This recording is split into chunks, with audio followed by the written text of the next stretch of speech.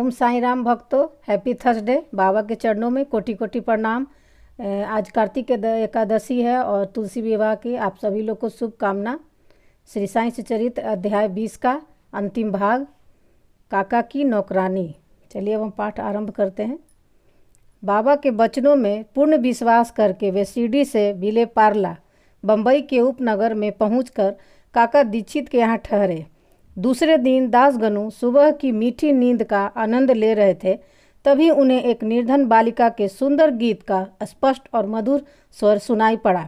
गीत का मुख्य विषय था एक लाल रंग की साड़ी, वह कितनी सुंदर थी, उसका जरी का आंचल कितना बढ़िया था, उसके छोर और किनारे कितने सुंदर थे इत्यादि। उन्हें वह गीत अति रुचिकर प्रतीत हुआ। इस कारण उन्होंने बाहर आकर देखा कि यह गीत एक बालिका न्याम्या की बहन, जो काका साहब दीक्षित की नौकरानी थी, गा रही है। बालिका बर्तन मांज रही थी और केवल एक फटे कपड़े से तन ढके हुए थी। इतनी दरिद्र परिस्थिति में भी वह उनकी प्रसन्न मुद्रा देखकर श्री दासगनु को दया आ गई और दूसरे दिन श्री दासगनु ने श्री BMV प्रधान से उस निर्धन बालिका को एक उत्तम साड़ी देने की प्रार्थना की। जब राय बहादुर MV प्रधान ने उस बालिका को आकर्षक साड़ी दी, तब एक क्षुधा पीड़ित व्यक्ति को जैसे भाग्यवश मधुर भोजन प्राप्त होने पर प्रसन्नता होती है, वैसे ही उसकी प्रसन्नता का पावार न रहा। दूसरे दिन उसने नई साड़ी पहनी और अत्यंत हर्षित होकर नाचने कूदने लगी एवं अन्य बालिकाओं के साथ बफुगड़ी खेलने में मग्न रही। अगले दिन उसने नई साड़ी संभाल कर संदूक में रख दी और पूर्वतः फटे पुराने कपड़े पहनकर आई थी, फिर भी पिछले दिन के समान ही प्रसन्न दिखाई दी। यह देखकर श्री दासगनु की दया आश्चर्य में परिणत हो गई। उनकी ऐसी धारणा थी कि निर्धन होने के कारण ही उसे फटे चिथड़े कपड़े पहनने पड़ते हैं, परंतु अब तो उसके पास नई साड़ी थी जिसे उसने संभाल कर रख दिया और फटे कपड़े पहनकर भी उसी गर्व और आनंद का अनुभव करती रही। उसके मुख पर दुख या निराशा का कोई निशान नहीं था। इस प्रकार उन्हें अनुभव हुआ कि सुख और दुख का अनुभव केवल मानसिक स्थिति पर निर्भर है। इस घटना पर गूढ़ विचार करने के पश्चात वे इस निष्कर्ष पर पहुँचे कि भगवान ने जो कुछ दिया है उसी में समाधान प्रीति रखनी चाहिए और यह निश्चयपूर्वक समझना चाहिए कि वह सब चराचर में व्याप्त है और जो भी स्थिति उनकी दया से प्राप्त है वह अपने लिए अवश्य ही लाभप्रद होगी। इस विशिष्ट घटना में बालिका की निर्धन अवस्था उसके लिए आवश्यक ही लाभप्रद होगी। इस विशिष्ट घटना में बालिका की निर्धन अवस्था उसके फटे पुराने कपड़े और नई साड़ी देने वाला तथा उसकी स्वीकृति देने वाला, ये सब ईश्वर द्वारा ही प्रेरित था। श्री दासगनु को उपनिषद के पाठ की प्रत्यक्ष शिक्षा मिल गई, अर्थात जो कुछ अपने पास है उसी में समान वृत्ति माननी चाहिए। सार यह है कि जो कुछ होता है सब उसी की इच्छा से नियंत्रित है, अतः उसी में संतुष्ट रहने में हमारा कल्याण है। अद्वितीय शिक्षा पद्धति। उपयुक्त घटना से पाठकों को विदित होगा कि बाबा की शिक्षा पद्धति अद्वितीय और अपूर्व थी।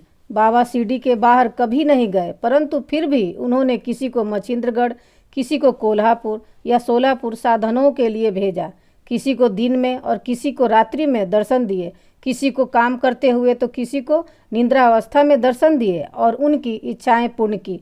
भक्तों को शिक्षा देने के लिए उन्होंने कौन कौन सी युक्तियां काम में लाई, इसका वर्णन करना असंभव है। इस विशिष्ट घटना में उन्होंने श्री दासगनु को विले पारला भेजकर वहां नौकरानी द्वारा समस्या हल कराई, जिसका ऐसा विचार हो कि श्री दासगनु को बाहर भेजने की आवश्यकता ही क्या थी। क्या वे स्वयं नहीं समझा सकते थे? इससे मेरा कहना है कि बाबा ने उचित मार्ग ही अपनाया, अन्यथा श्री दासगनु किस प्रकार एक अमूल्य शिक्षा उस निर्धन नौकरानी व उसकी साड़ी द्वारा प्राप्त करते, जिसकी रचना स्वयं साहिब ने की थी। ईशोपनिषद की शिक्षा। ईशोपनिषद की मुख्य देन नीति शास्त्र संबंधी उपदेश है। हर्ष की बात है कि इस उपनिषद की नीति निश्चित रूप से आध्यात्मिक विषयों पर आधारित है, जिसका इसमें बृहद रूप से वर्णन किया गया है। उपनिषद का प्रारंभ ही यहीं से होता है कि समस्त वस्तुएं ईश्वर से ओतप्रोत है। यह आत्म विषयक स्थिति का भी एक उप सिद्धांत है और जो नीति संबंधी उपदेश उससे ग्रहण करने योग्य है वह यह है कि जो कुछ इस कृपा से प्राप्त है उसी में ही आनंद मानना चाहिए और गूढ़ भावना रखनी चाहिए कि ईश्वर ही सर्वशक्तिमान है और इसीलिए जो कुछ उसने दिया है वही हमारे लिए उपयुक्त है। यह भी उसमें प्राकृतिक रूप से वर्णित है कि पराये धन की तृष्णा की प्रवृत्ति को रोकना चाहिए। सारांश यह है कि अपने पास जो कुछ है उसी में संतुष्ट रहना, क्योंकि यही ईश्वर की इच्छा है। चरित्र संबंधी द्वितीय उपदेश यह है कि कर्तव्य को ईश्वरेच्छा समझते हुए जीवन व्यतीत करना चाहिए, विशेषतः उन कर्मों को जिनको शास्त्र में वर्णित किया गया है। इस विषयंतु उपनिषद का कहना है कि आलस्य से आत्मा का पतन हो जाता है और इस प्रकार निरपेक्ष कर्म करते हुए जीवन व्यतीत करने वाला ही अकर्मण्यता के आदर्श को प्राप्त कर सकता है। अंत में कहा है कि जो सब प्राणियों को अपना ही आत्मस्वरूप समझता है तथा जिसे समस्त प्राणी और पदार्थ आत्मस्वरूप हो चुके हैं, उसे मोह कैसे उत्पन्न हो सकता है। ऐसे व्यक्ति जो दुख का कोई कारण ही नहीं हो सकता।